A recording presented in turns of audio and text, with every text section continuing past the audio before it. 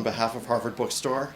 Tonight I'm very pleased to be introducing tonight's program with Scott Stossel, discussing My Age of Anxiety, Fear, Hope, Dread, and the Search for Peace of Mind, in conversation with Cullen Murphy. I love hearing you referred to as Mr. Stossel, remembering you as an intern. Yeah, Cullen has known me for now, going on 25 years. Something like that. And for me, I have this vivid memory in the summer of 1992, the birthday party they held for you when you turned 40. And Lowell Weiss gave you a backpack or made some joke about you'd acquired a backpack to try to seem more youthful. And the idea that I am now older at 44 now than you were then is because you will always, to me, be older, wiser, and superior in every way. I still have the backpack. So Scott's distinguished career, it includes the Atlantic, or the Atlantic Monthly, as we Bostonians remember it as, and the American Prospect, and we should also mention your critically acclaimed book, Sarge. And of special interest to people from Boston was an article that I think you wrote right after the Red Sox won the World Series, in which you expressed some regret at what this win was going to do to the team, which provoked the founding of a very vocal website called IHateScottStossel.com. But Scott's new book that he's here to talk about tonight, My Age of Anxiety, is about his own struggles with that condition. But as anyone who has read the book knows, or anyone who has read the excerpt that was in the Atlantic Monthly, this is not a grim, lugubrious exploration of the subject, although it is an exploration of the subject, but it's more, I was trying to think this afternoon about it, and then I thought it's as if Tristram Shandy meets Sigmund Freud meets Big Pharma. And it has such a wonderful tone, and yet one learns so much. And because I've known Scott for so long, as have many people here, there are many incidents of the book that one remembers, having seen them, though, as if from the other side. And many of you will know of Michael Frayn's wonderful play called Noises Off, which is a farce. And very briefly, what happens is, in one act, you see the farce played out as if it's to the audience, the doors opening, closing, people running around. And in the other act, they turn the stage around, and you see everything that has been happening behind the scenes during what happened in the first act, and it's a different world back there. And I had that sense sometimes reading your book. Take, for instance, your wedding. Now, this is how the book opens, and and I can tell you that everyone there remembered this as a joyous occasion. And how was it for you, Scott? In many respects it was. In some respects, not so much.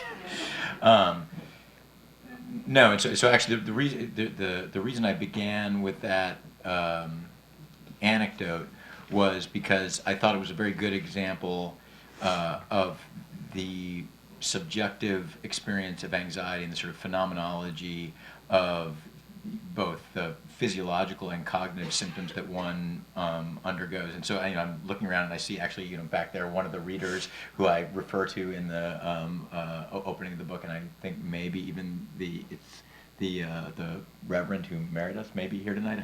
I haven't seen him, but so it's funny. So when the Atlantic published the extract from the book, and there's just a passing reference in that to how at my wedding I was sort of overcome by incredible sweating, which was true.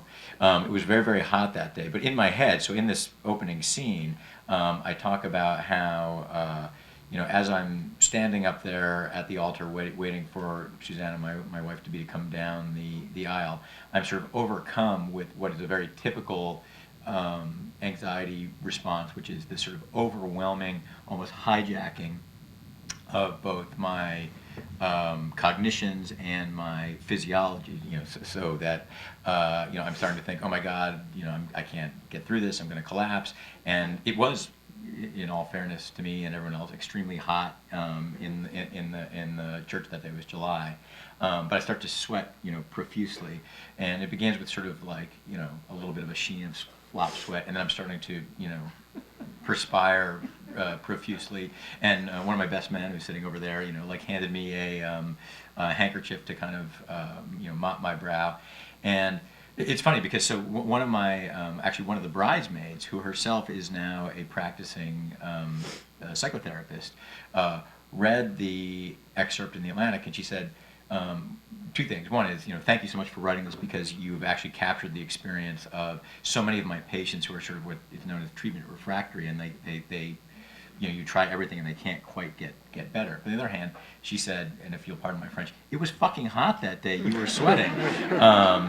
But in my own head, what I'm thinking is, oh my God, this is sort of the physiological revelation of the inner vulnerability and my sort of inner schmuckness and my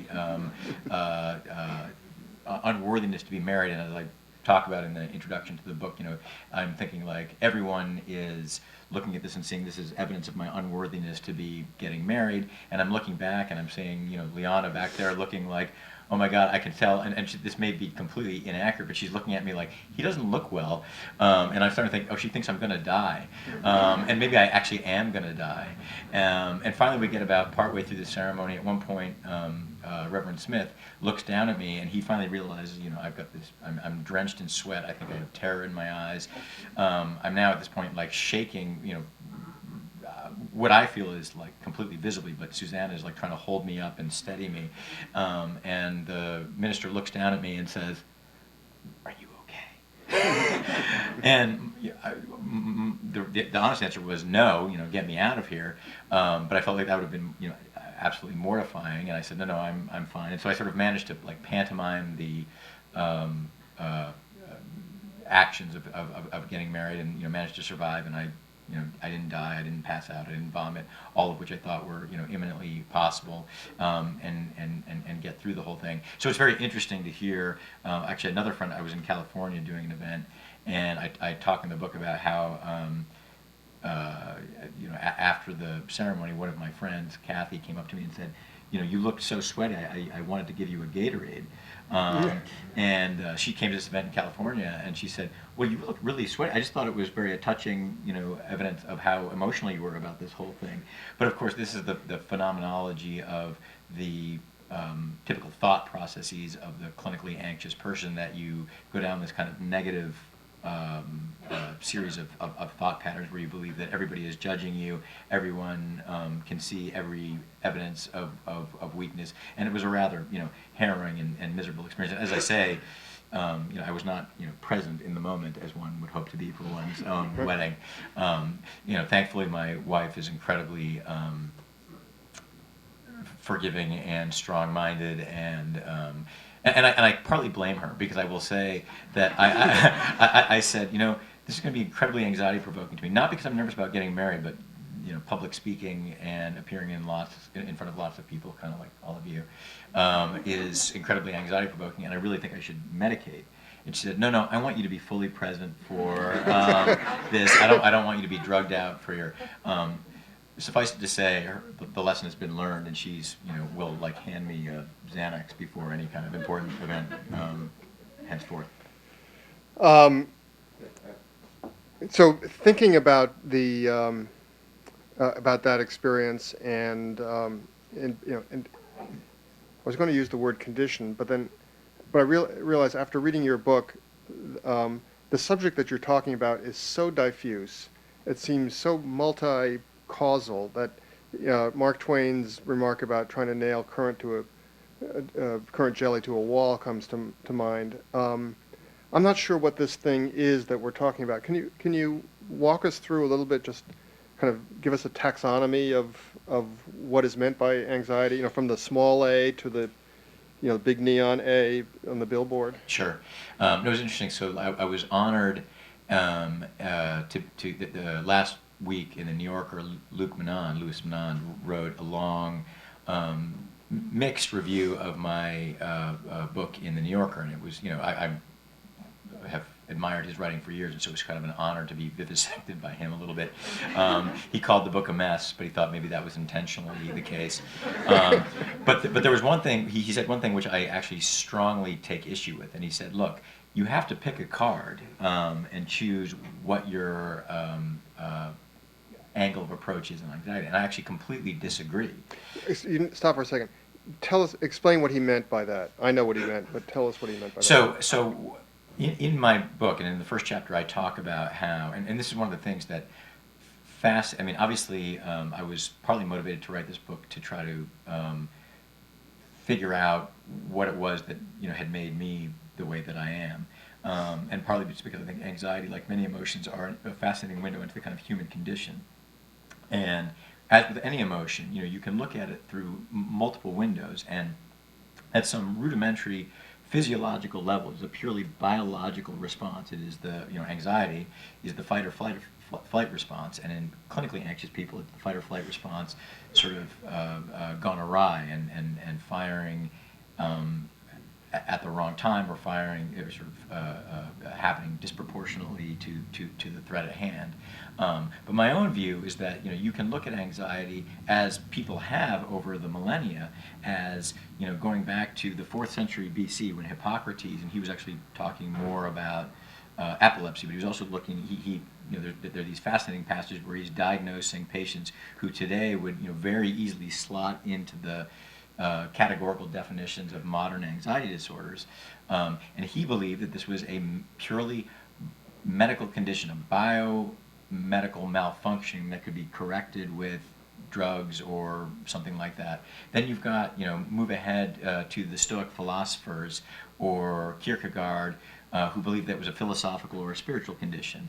And for them, and they're sort of the modern progenitors of what's today known as cognitive behavioral therapy, which is, it's simply a failure of logic. Like, if you are disproportionately anxious about things you should not be anxious about, fix your thinking and you will be fine.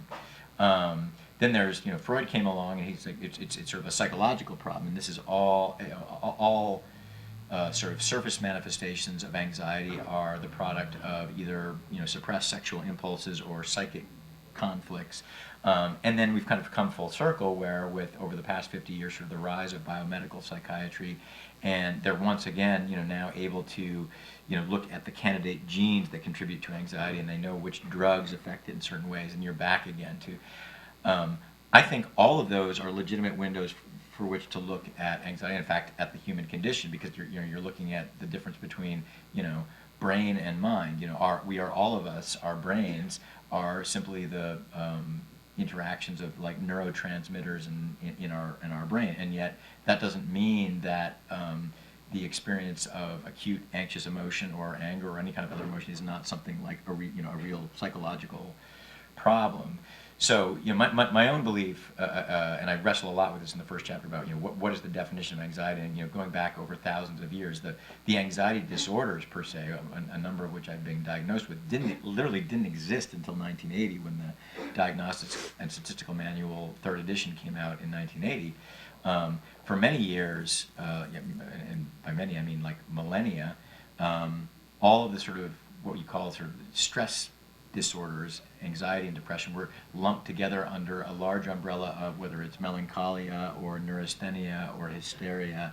All of this stuff is kind of squishy. But fundamentally, anxiety, whether it's appropriately situational anxiety or clinical anxiety, is the fight or flight response. And when it's appropriately triggered, if I'm, Quentin Tarantino were scripting this reading, and a bunch of guys came in and started shooting at all of us, probably the physiological responses we would all have would be like completely appropriate. The blood would flow to your limbs, away from your stomach, your perception would increase. It would increase the odds that we could actually get away without getting shot, or could tackle in people who have panic attacks or clinical anxiety, it tends to fire at inappropriate times. And there's a great quote that I came across William James, in a journal called Mind in like 1884, said, one of the main problems of modern life is that there are no longer proper occasions for real fear. So this sort of fear response, instead of being triggered by being attacked by a saber-toothed tiger or an enemy tribe, is Or Louis Menand. is triggered by the suspicious email, letter that your spouse got from his or her ex-boyfriend or girlfriend, or the look of disapproval from your boss. So anyway, and one final point I'll make, that what motivated me to write this in some ways was trying to figure out what it is that has made me so anxious, which seems like an incredibly narcissistic thing, and in fact, narcissism is allied to anxiety, and in fact, there's a kind of pathological tendency of people who are anxious to turn inward and focus on themselves. But I actually felt much better when I would read the history of Freud and Darwin and William James and George Chain, who was this famous 18th century British physician, and all of them were sort of like sort of overrun by anxiety. Freud had overpowering train phobia, which is sort of what led him to develop his theory of psychoanalysis, and the Oedipal complex, which is nuts, but I respect his interest in doing that. William James, suffered from panic attacks. Charles Darwin, after he returned from the voyage of the Beagle, spent the bulk of his life housebound by, in effect, intensely anxiety-provoked agoraphobia. This Dr. George Chine wrote a long book, 40 pages of which is dedicated toward the case of the author, in which he just lists in endless litany, chapter and verse, every one of the symptoms that he's suffering. So, but I set out to do that, and then I was struck by both in writing the book to discover this is something that applies to 40 million Americans are officially diagnosed at any given time with anxiety disorder. Some evidence suggests that over the course of our lifetimes, 1 in 4 of us will suffer some version of this. And the response to both the Atlantic excerpt and to the book itself has suggested to me that there are a lot of people out there who suffer from this, and some of whom hadn't realized that other people suffered from it, and it's been gratifying to hear them saying just thank you. So when you're talking about the pick a card that you mentioned, the idea that you've got to pick one explanation, whether it's the physiological or the philosophical or what have you. And I suppose one of those cards could also be something called the environmental. Yep. There's just something in the water, something about the age you're living in, and of course your title comes from Auden, I think. Yep. And the whole notion that we're living in an age of anxiety is, it's just a well-known trope of conversation, and you can see why people might say that. And so I wonder what you think about that. Are we more anxious, regardless of how we deal with the anxiety? Yeah. Are we more anxious than before or not? Yes and no. And I went into the book thinking that the answer would be decidedly yes. And there actually are compelling statistics. There's a psychologist named Jean Twenge who's actually studied, who actually compared self-reported rates of anxiety among millennial high school students today and psychiatric patients, psychiatric inpatients in the 1950s. And these teenagers today actually have higher self-reported levels of anxiety than psychiatric inpatients did in the 1950s, which suggests that there is like an ever-increasing quotient of anxiety. But one of the things that I was really struck by in reading back through the literature of the past many millennia is that almost every age, whether that's today or the atomic era when Auden was writing in the 1950s, or the Gilded Age, or the Industrial Revolution, or the Renaissance, or the late Roman Empire, you will always find physicians and social commentators saying, never have we lived in an age when that was so horribly plagued by anxiety. And you've got Galen in the 2nd century A.D. Rome saying, I've treated all of these adolescents and adults who are, and clearly this is a function of the age that we live in. So I take 2 conclusions from that. I mean, one is, after doing extensive research into the genetics of anxiety and the physiology of anxiety, it is my strong belief that there is, across all of time, an almost a sort of fixed amount of, across the spectrum of the human population, there are some people who are more prone to having, high reactive temperaments, or neurotic temperaments who are, more likely to break down under stress, and others who are more resilient, and that's true across time. So, which is to say, anxiety, and including clinical anxiety, is a function of the human condition that's woven deeply in. That said, there are certain characteristics of certain eras that do lend themselves to particularly, anxiogenic, as they say, cultures, and one of them is now. And some of the hallmarks of those things are eras of rapid technological change, uncertainty. Uncertainty is a huge thing, whether you're talking about economic uncertainty or uncertainty about social roles. There's a academic at the University of Pennsylvania who actually believes that people who are anxious have an allergy to uncertainty, and if you're uncertain whether about that's about your job or your position in the status hierarchy, actually rewires your brain to become more anxious, which creates this sort of self-fulfilling prophecy. You also have in the modern age, and these are things that are net positives, but almost unprecedented economic freedom and political freedom. These are good things on balance that have improved our material quality of life. And yet with those increased levels of economic and political choice come enormous anxiety. There's a psychologist at Swarthmore University named Barry Schwartz who talks about the paradox of choice. And choice itself is incredibly anxiety provoking. And whether that's something as trivial as you walk into the supermarket and you have 57 brands of cereal to choose from, like, what if I choose the wrong one? Like, I might be wrong to pick the Lucky Charms, and that's going to provoke a small modicum of anxiety. Two more significant things, like, and actually, so in the 1950s, there were a bunch of sociologists, Eric Fromm and David Reisman, who would talk about the Middle Ages in comparison to the modern age. And they would say, for instance, that as awful as the Middle Ages were in terms of your material standard of living, like you were probably going to die at age 8 of scurvy or pellagra or be set upon by roving wolves or bandits.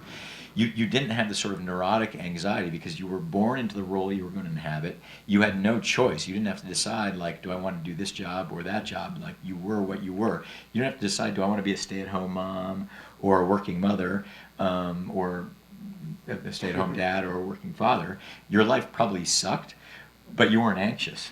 And all of these sorts of choices, and this is all compounded by, in the modern age where there's so much pressure put on, and I'm speaking, again, particularly from, I work in print journalism, which is a anxiety-riven profession now, but there's so much more pressure than there was before to kind of cultivate one's own personal brand, and that leads to one of my therapists that I talk about in the book, Dr. W. Impression management. This is something that David Reisman talked about, like the gap between your authentic inner self and your external self. The greater the gap that you perceive there to be there, the greater the anxiety there will be. And this sort of impression management, which is this maintaining of the outward projection of competence and confidence and effectiveness and whatever it is that you project yourself to be, and the inner feelings of vulnerability and anxiety and weakness and shame, that's a symptom, but also it's incredibly anxiety producing because it's so much worse there's so much work to maintain this, prevent this house of cards from tumbling down. So if I were to suddenly run off stage here, any competence and competence that I may have somehow tricked you into thinking that I have right now will be completely eliminated. Scott, at one point you write, I was the beneficiary or possibly the victim of seemingly every passing trend in psychotherapy and psychopharmacology, which of course wouldn't have happened if you died at age 8. Right. So for much of your life, you've experienced many different kinds of treatments, and don't talk about the therapies, treatments themselves. But I wonder what kind of view do you have you been left with of, say, the therapeutic professions, the pharmacological professions? How do those those industries and endeavors look to you? Well, I have enormous respect and gratitude to those professions because they help, lots of people enormously. And actually, I should just put in a plug here for if there's anyone here who is, or who knows someone who is struggling with these sorts of challenges. There's an organization called the ADAA, which is the Anxiety and Depression Association of America. They're completely ecumenical. They have no sort of ideological predisposition towards one kind of treatment or another, but they can help you find the kind of treatment, and will just find you allow you to discover more information about your affliction, and it's adaa.org. One of the most interesting things to me, I mean, it's studying the history and looking at the clinical research on a lot of these forms of treatment.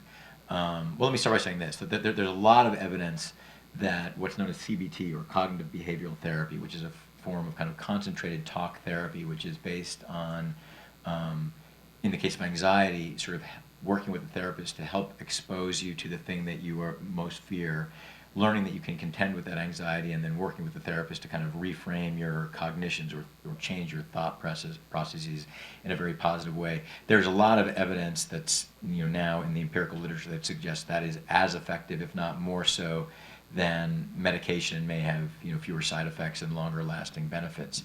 The reality is that almost every form of treatment that you look at has about the same level of success, which by one respect is fairly depressing. It's probably 1/3 recover permanently, 1/3 recover temporarily and then relapse, and 1/3 it has no effect whatsoever. And that's true whether you're talking about various kinds of psychotherapy, drug therapy. On the drug question, I mean, this was one of the things I talk about in the book, is sort of the revolution in biological psychiatry that exploded beginning with Thorazine and Milltown in the 1950s.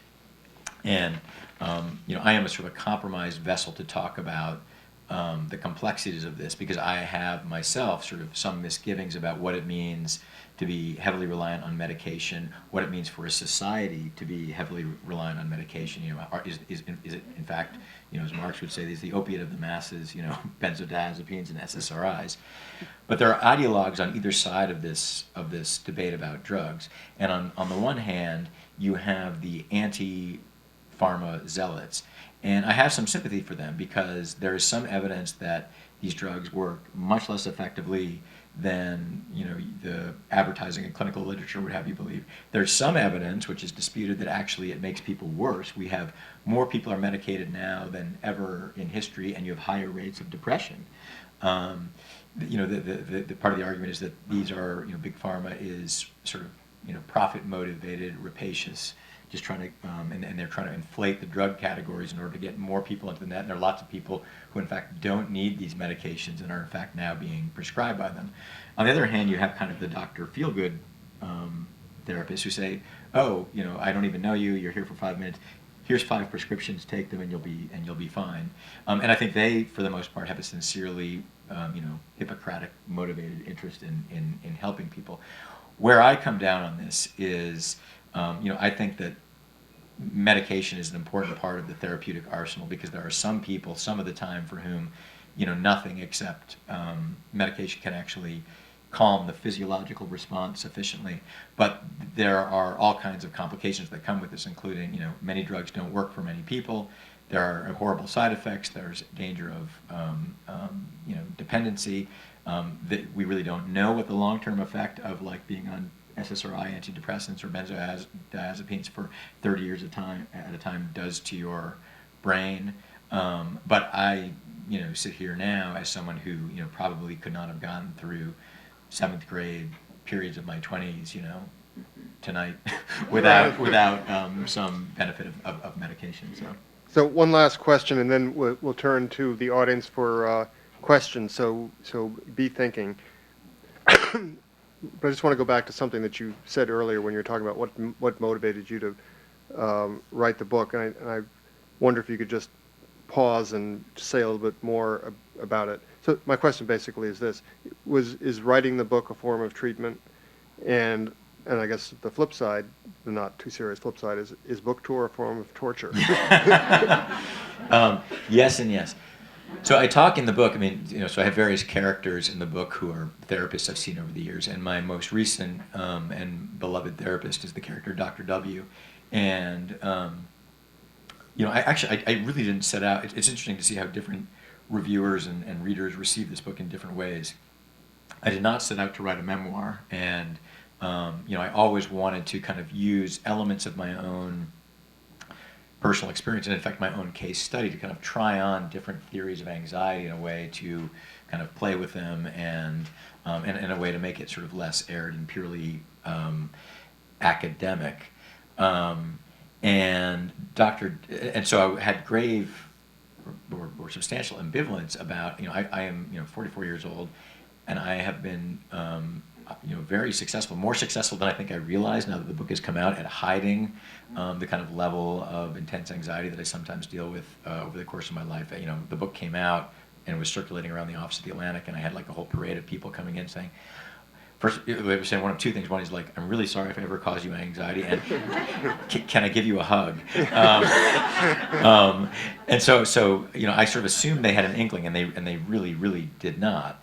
And so as I say in the book, I worry that like by coming out with this, am I somehow compromising my professional standing? And I think some would have a reputation at work of being relatively unflappable, which is partly a function of my always being sort of internally flapped. And when real things happen, it's much easier for me to deal with them. Actually, there's interesting studies in the book about how, like, during the Blitz, neurotic people suddenly became much less neurotic because they're like, everyone's terrified. It's much more acceptable for me to run around and do this. But Dr. W kept saying, look, put it all out there. This is in effect like coming out as it were, if you were gay, and will be liberating, and that's a mixed bag, because I will say that coming out as I now have has elicited hundreds, if not thousands, of responses from friends, colleagues, strangers, celebrities, saying thank you so much for doing this, which is enormously validating. The other thing, though, is like one thing that anxious people fear more than anything else is to be under like a special scrutiny.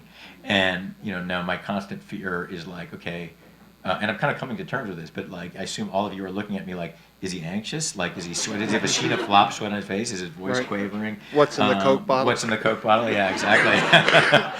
I wasn't wondering. Yeah. So it's a little bit of a mixed bag, but on balance, so far it's a good thing. And actually, I will tell you, and I've said this in a couple of interviews, and I think it's okay because it was on Twitter, which I think is a matter of public record.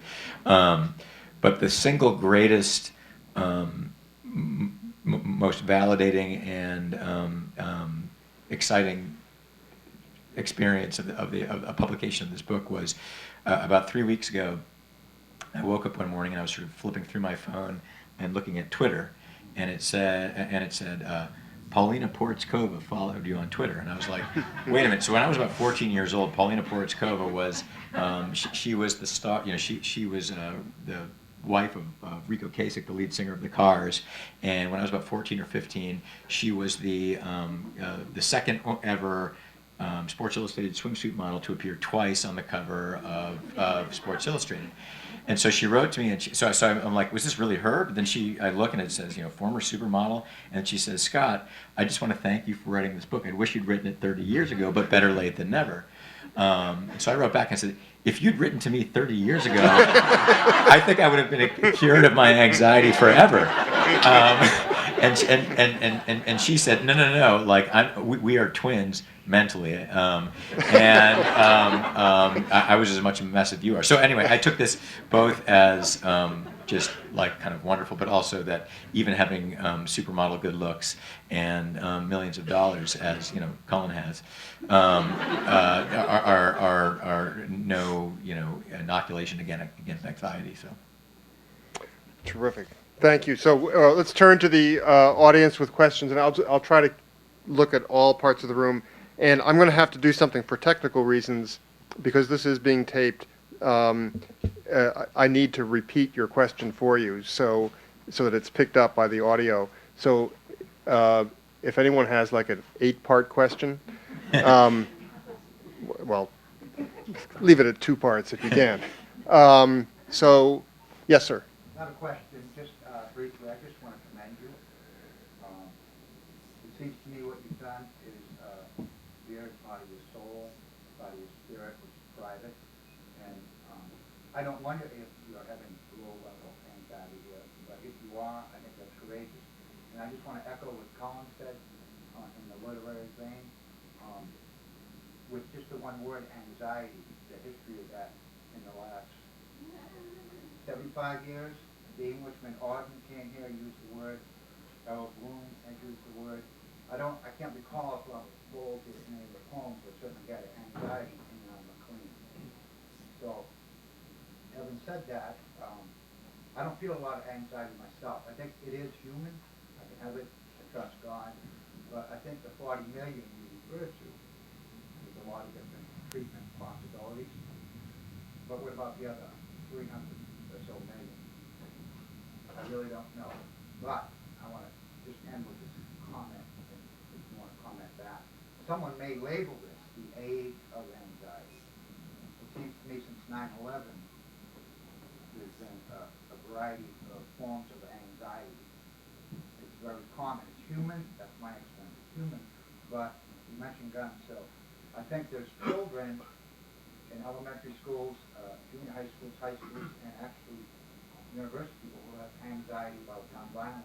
It didn't happen before 9/11. It didn't, and then go back 20, 30 years. So I really commend you for bearing your soul and your spirit in a public vein, and I think it may promote discussion throughout the country about anxiety that we have. Thank you. Well, thank you, and I hope that is the case, that it does provoke this kind of discussion. And actually, I really didn't set out, it was not in my mind that writing this book that I would be, part of a crusade to try to reduce the stigma associated with anxiety disorders and mental illness generally. But I actually now found that I have an opportunity to do that, so I hope it has that effect. On the question of, I talk in the book about, there are lots of legitimate reasons to be anxious in the last 15 years. We've had terrorist attacks, economic cataclysm, school shootings. After 9/11 and after the crash of 2009, prescriptions of benzodiazepines like Xanax and Klonopin went through the roof. So this is a real thing. At the same time, the modern media, intensely exacerbates anxiety, because the reality is that the odds that any of us are going to die in a terrorist attack or in a school shooting or in anything like that are incredibly small. We're much more likely to die driving here for this reading, and yet Scott, what are the odds of a tornado hitting your house? They're incredibly remote, and yet it happened. To you. It did happen to me, but I survived. So the media creates this, is itself like anxiety, anxiogenic, as they say. Yes? Yes, sir. Right. You touched on something. I'm suddenly anxious, by the way. For people. But you had touched on something about people, when there's chaos around an anxious person, it has a kind of calming effect. Or I think I understood you to say that you feel like everybody's on your level suddenly, so you're kind of operating on an even field. But do you also find that a situation like some sort of crisis situation can actually give one's anxiety a focus and therefore a purpose, and not feel quite as maddening, sweating the small stuff?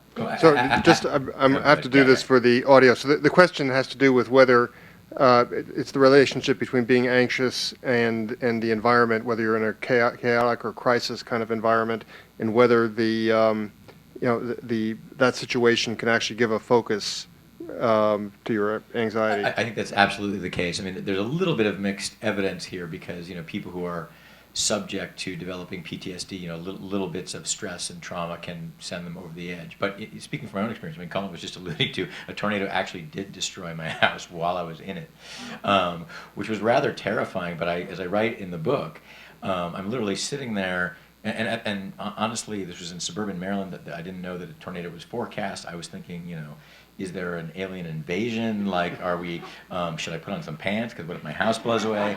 But there was a moment when I'm standing, literally the every window in the back of my house is blown in, the roof is collapsed. Within 5 feet of me, I'm standing at the edge of the basement, and I'm feeling all the same sort of physiological symptoms that I would have if I was in the throes of a panic attack. And I remember even consciously thinking in that moment, like, this is, genuinely scary. I could get hurt, I could die, and yet this is less unpleasant than an anxiety attack. Now, that said, a couple nights later, then I did have a panic attack, which was like far, far worse. And it was just my stomach hurt, and I was afraid, and I just would, wanted to, I would have jumped out the window rather than, continue to endure it. There's a lot of other examples of this, like I mentioned, during the Blitz. And it may be that neurotic anxiety is sort of a luxury you can indulge when you don't have actual things to be afraid of, and when you're able to concentrate on real concrete things that are Freud made a distinction between fear and anxiety, or between real anxiety and neurotic anxiety, and that when you have real sources for anxiety, it crowds out the opportunity for neurotic anxiety. So I think there's something to that. Yes? You may have read or know that recently the National Health Service in England has taken to prescribing books for treatment of anxiety and depression, I think largely because it takes a long time to get an appointment there. And let's hope that your book will be one of the books prescribed. I think they're mostly how-to books, but I'm wondering if you've encountered books other than your own that have been consoling or instructive that you might recommend, maybe in the novel or poetry. So the question is, noting that the National Health Service in England has begun prescribing books as therapy for anxiety. Do you, Scott, have anything to recommend? Well, it's funny. One of my colleagues. So after I published the book, one of my colleagues came in and she shared many of her own experiences and her family's experience with anxiety. And she said, everyone is now going to come up to you and share all their secret crazy, and they have, and I've been grateful for that. But another colleague came up and actually said that she'd been through Lacanian psychoanalysis, which is one of the few things I haven't done, which actually has to do with trying to, it's all about narrative and like reframing the. But in terms of books that have been helpful to me, I mean, one of the models, conscious models that I was seeking to sort of emulate was Andrew Solomon's Noonday Demon, which what I wanted to do for anxiety, which he had done for depression, and that was incredibly consoling. For me, there is this classic 1600s massive 1600-page work called The Anatomy of Melancholy by an Oxford Don named Robert Burton, where he attempts to kind of amass all of the extant knowledge at that time about melancholy and depression. And it's crazy. A lot of it's in Latin. A lot of it doesn't make any sense. But a lot of it actually, some of his basic prescriptions which are, get regular exercise, get sleep. Indolence is dangerous. Being a scholar can be very anxiety-producing, or actually quite modern.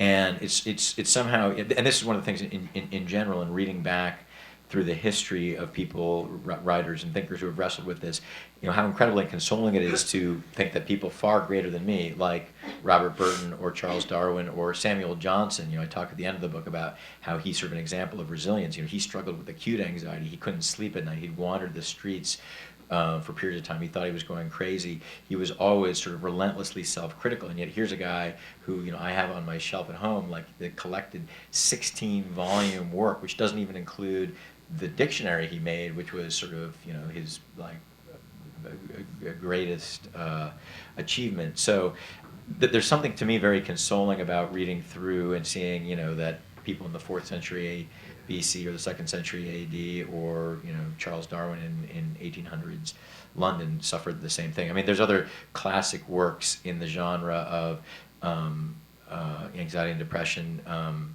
William Styron's Darkness Visible is a classic. Kay Redfield Jamison, who herself was a psychiatrist specializing in bipolar disorder, who herself had bipolar disorder. Those are things that I would recommend.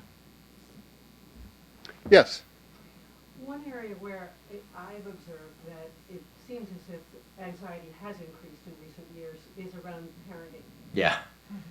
Do you relate to that? Do you agree? And if so, do you have any reflections on what that's about and if anything can be done? Because it's a shame. Yeah, I'm not going to repeat that. Yeah, I think you were close enough for that. I agree with you. I don't know if I have any. I don't talk about that in my book, although I do talk about my own kids developing anxiety and sort of the horror of seeing that. Despite what I thought I'd learned about anxiety, my inability to sort of prevent it from starting to develop in my kids. No, actually, from some of my work at the Atlantic, we have these pieces about. We've an article coming out soon about how. This is fascinating, and this is just a very narrow case in point that speaks exactly to what you're talking about. So in the 1970s, there was a series, these crusaders, who were worried that there were a few freak accidents at playgrounds where kids would get caught in the jungle gym or would fall off, and so there was this huge movement we have to make playgrounds safer. And so now that many of them have these rubberized surfaces, the jungle gyms get smaller and less complicated, the slides get lower. The irony of all this is sort of twofold. One is the rate of injuries has barely gone down, but there's an incredible amount of evidence that kids' cognitive and psychological development is being impaired so there's actually this movement afoot in Europe where they're trying to make really, really dangerous playgrounds, where the kids can go, and I've seen pictures. It's astonishing. There is a playground attendant. Parents are not allowed. They are lighting they're lighting fires. They're riding in giant tires down into lakes. They're sort of mattresses that they're doing crazy flips on. It's kind of like the Lord of the Flies model of parenting, and there's a lot of evidence that actually this is. Not only inoculates kids against developing phobias, but it enables them to challenge themselves. And so the whole phenomenon of helicopter parenting, and I mentioned earlier the statistic about the millennials being, so much more anxious. I think there's pretty good reason to think that it's this combination of, helicopter parenting that's led to that. Question over here. There in the back. So, you mentioned that your coworkers came up and offered you hugs. What would you say is sort of a good response to just help somebody who is suffering or struggling? That's a really good question. One poor response most of the time is just pull yourself together and get over it. Stop worrying. Although I will say that my wife wants to write a companion volume called "Suck It Up and Get Over Yourself," which I actually think is actually called for at some times. And if you have kids who are anxiety like that, all of the literature that I've read suggests that actually you need to sort of push strongly but gently to get them. You don't want them to get into a habit of avoidance, but basically just sort of tolerance and acceptance and I struggle, as I mentioned earlier, for me coming out, as it were, after 44 years, I worry that for men and women, but particularly for men, the idea that you are to be anxious or weak is somehow cowardly or unmanly or and sort of actually there was this terrific or horrifying, depending on where you're, fascinating, let's say, a little fact I came about these signs that were posted on the gun sites, Allied gun sites at Malta, and the signs would say, if you are a man, you will not permit your self-respect to show any signs of anxiety, neurosis, or fear. The idea being that, to do so, and militaries actually have very good reason for not wanting to allow fear to kind of spread through the ranks because it can be contagious. But the reality is, as we're learning more and more about the underlying genetics of anxiety, and I take care in the book to talk about it is never wholly reducible to genetics. If it were, you're sort of giving up free will in any kind of essence, any sense that your personality is unique, and yet it does sort of start to complicate ideas of heroism and cowardice. There's a fascinating study of Navy SEALs and Army Rangers who undergo this test called the SEER test, which I forget what it stands for. Basically, they're subjected over a period days to almost torture. I mean, I think some cases they may be waterboarded. They have to sleep deprivation. They're carrying heavy packs, and the people who thrive and succeed end up graduating to become Navy SEALs and Army Rangers. A guy named Dirk. Well, there's two studies. One's Andy Morgan, who's at Yale, and another's I think a German researcher named Dirk Hellhammer, and they actually started taking blood assays of a neurotransmitter called neuropeptide Y, NPY, and they could predict with like almost 100% accuracy in advance the people who would succeed, because the people who are high in neuropeptide Y were like completely resistant to breakdown. And then there's further evidence, separate studies, suggesting that one's quotient of neuropeptide Y is actually genetically conferred, which suggests that, you know, we valorize the heroes, but in fact, maybe they were just blessed with like an abundance of neuropeptide Y, and the rest of us were not. That said, and neuropeptide Y is also closely affiliated with a psychological trait that psychologists talk about as resilience, and they're now studying more and more, you know, not what makes sick people sick, but what makes healthy people resistant to becoming sick, and this sort of psychological concept of resilience is one of them. And resilience is correlated with an abundance of neuropeptide Y, but it's also correlated with a bunch of other sort of psychological traits. This guy, Dennis Charney, did fascinating studies of John McCain and fellow veterans of the Hanoi Hilton in Vietnam, and these were guys who were subjected to horrific trauma, and a lot of them actually didn't develop PTSD. And what was it that led into that? And basically the conclusion is resilience is something that can also be learned. It has to do with having a sense of humor, cultivating a sense of optimism, believing in a cause larger than yourself, having a wide social network. And the military is now studying, you know, how can you actually cultivate resilience in soldiers so they're more resistant to developing these sorts of post-trauma kind of psychic breakdown.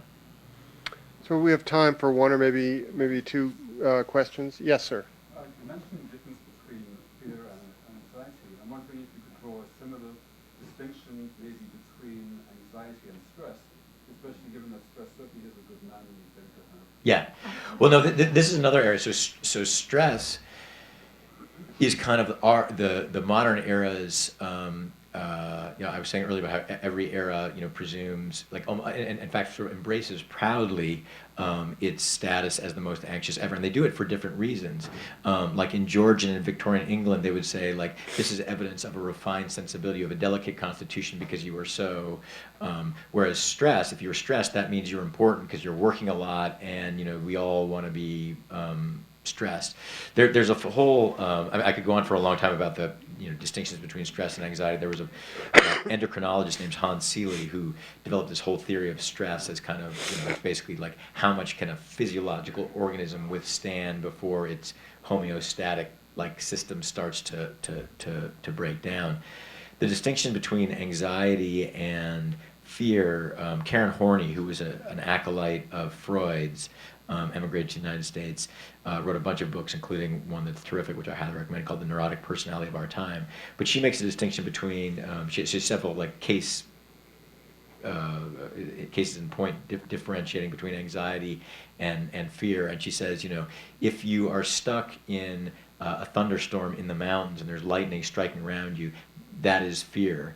But if you are worried about the pimple that your child has and worried it's going to develop into cancer, that's anxiety because it's probably not realistic. So I think we have time for one more question from someone. Yes, please. There's been an uprise of mindfulness-based therapies, Mhm. And I'm basically wondering if you had experience with them and where you see them fitting in, you know, in our society as a idea. actually, I'm glad you raised that because. And tell us what mindfulness therapies Yeah, are. I'm really glad you raised that. So the question was about, you know, that there's been a rise of attention to mindfulness meditation and other forms of meditation, and is increasingly seen as a kind of cutting edge treatment for anxiety in particular, but other things. And this is something that sort of emerges from the Eastern tradition. And I have, you know, working with a number of therapists, you know, literally going back 20 years, tried, you know, in the 1980s, you know, Herbert Benson relaxation response.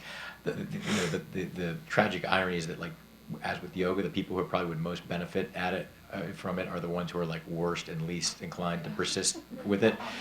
But the evidence for mindfulness meditation and its effectiveness are incredibly powerful. There's one study that I talk about a lot. So they took, and I may get the numbers exactly, not exactly right, but they took a bunch of novice meditators, say 30 novice meditators, had no experience with meditation before, had them practice at meditation for a period of 30 days.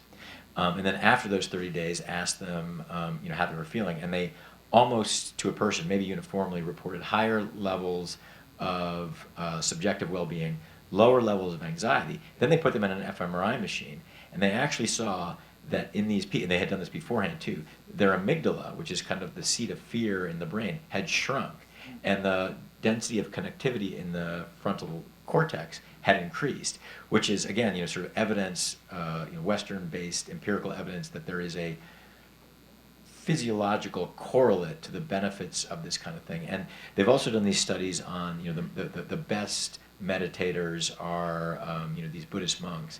And there's something called the startle response, which is a very standard measure of one's, the reactivity of one's physiology and how prone one is to anxiety. So basically, if they'll do things like flash a light in your face or blow air in your face, and if you're in a lab, they can measure the strength of your response based on your skin electrical conductivity in your skin, perspiration, the eye blink response, dilation of the pupils. And in an MRI machine, they can actually see whether your amygdala flares. And people who are prone to anxiety disorders will have much more of an extreme response to the startle response. People who are less anxious have less of one.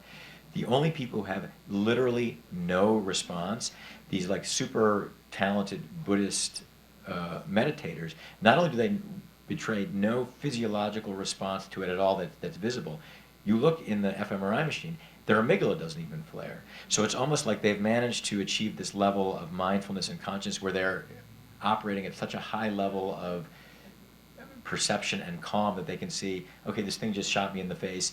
I can overcome my normal human instinct to have a physiological response. So I think that is probably one of the most promising areas of research for anxiety and depression. So Scott, as we bring this part to a close, just two things. First, this has been such a terrific crowd and a large crowd, and I hope when Susanna Stossel is here with "Suck It Up," that we all show up. Yeah. And second, this is such a marvelous book. It's a real achievement, and it is one that is going to endure. People are going to read it for decades to come. Thank you very much. Thank you very much.